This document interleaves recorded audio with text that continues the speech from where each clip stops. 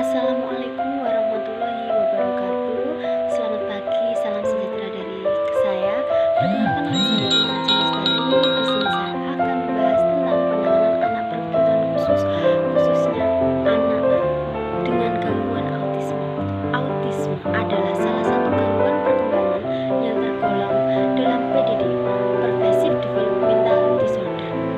Istilah autis menggambarkan ciri seseorang yang tidak berinteraksi dengan orang lain, menarik diri dari lingkungan, terfokus pada diri sendiri, dan seolah-olah dia hidup dalam dunia sendiri. Selanjutnya, penyebab autisme itu sendiri adalah yang pertama, pola asuh orang tua. Orang tua yang cerdas dan obsesi dengan gaya pengasuhan yang dingin, kaku, dan bersifat mekanis. Anak yang diasuh dengan cara ini, anak tidak akan bisa mengembangkan emosi sosialnya sehingga memicu terjadinya autisme. Yang kedua, faktor genetik merupakan suatu gangguan perkembangan yang serius yang muncul di awal kehidupan seseorang anak yang terjadi akibat permasalahan biologis. Faktor genetik memegang peranan besar dalam perkembangan autisme. Selain faktor genetik, ada para ahli juga yang mengemukakan bahwa gangguan autisme erat dengan adanya kerusakan otak. Penyebab lainnya yaitu penyebab eksternal. Dari penyebab eksternal dari gangguan autisme berhubungan permasalahan pada pranata serta penggunaan vaksin. Namun, penyebab eksternal ini juga harus dibuktikan secara ilmiah. Selanjutnya adalah karakteristik utama anak dengan gangguan autisme. Yang pertama, kesulitan dalam interaksi sosial. Anak dengan gangguan autisme memiliki kesulitan untuk menjalin interaksi sosial yang cukup memadai. Selain tidak bisa menjalin pembicaraan verbal, mereka juga mengalami kegagalan untuk mempergunakan perilaku nonverbal dalam membangun hubungan sosial. Anak dengan gangguan autisme tidak menunjukkan kontak mata sedang berbicara atau tidak diajak bicara oleh seseorang. Yang kedua adalah kesulitan dalam komunikasi. Beberapa orang mengatakan bahwa anak autisme hanya membeo atau menggunakan bahasa yang aneh. Anak dengan gangguan autisme biasanya ini hanya membicarakan hal yang mereka sukai dan tidak bermaksud untuk berkomunikasi dengan lawan bicaranya.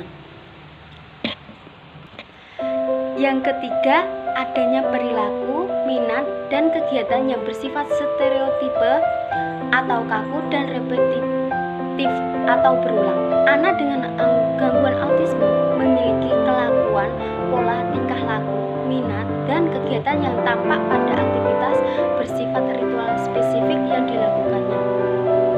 Mereka menunjukkan preokupasi pada satu minat atau lebih dengan pola-pola yang khas dan berlebihan atau cenderung tidak normal. Selanjutnya adalah hal-hal yang dapat dilakukan oleh guru untuk menangani anak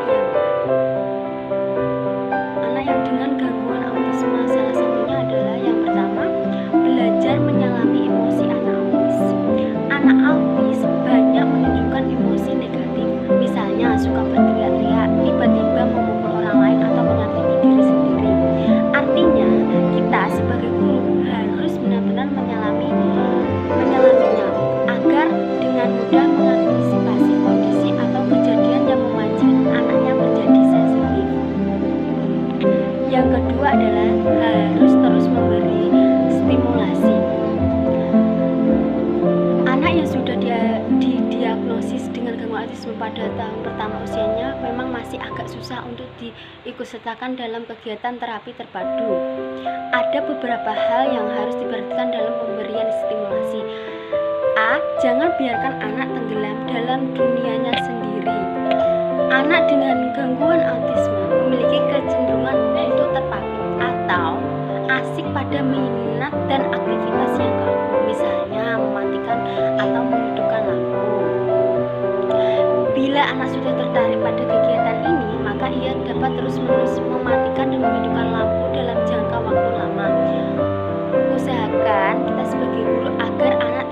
melakukan kegiatan ini.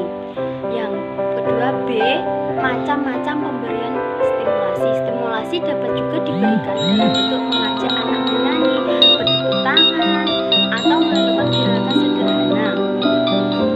Yang ketiga, melatih insting sosial. Anak dengan gangguan autisme tidak memiliki insting sosial, jadi kita tidak bisa menuntut kemampuannya untuk memahami orang lain atau membaca situasi sosial. Apabila anak berbuat baik, segera beri pujian sehingga ia tahu bahwa berhubungan dengan orang lain ternyata adalah suatu hal yang menyenangkan dan ia menjadi tertarik untuk ikut bermain.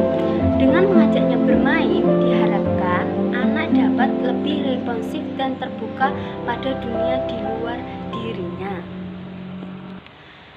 Yang keempat adalah mengembangkan potensi anak. Seperti telah kita ketahui bahwa tidak semua anak autisme itu memiliki IQ yang rendah.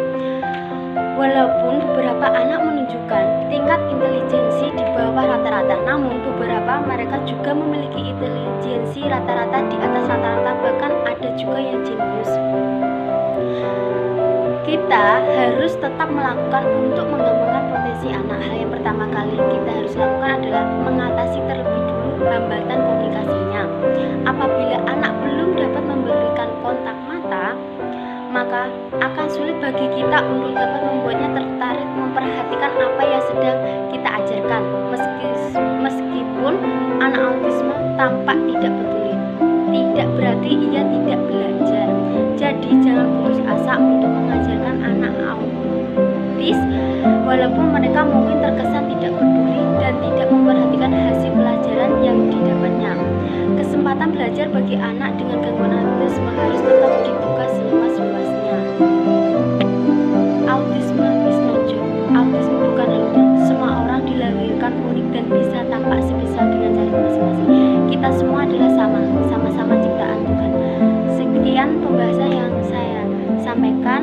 Semoga bermanfaat. Wassalamualaikum warahmatullahi wabarakatuh.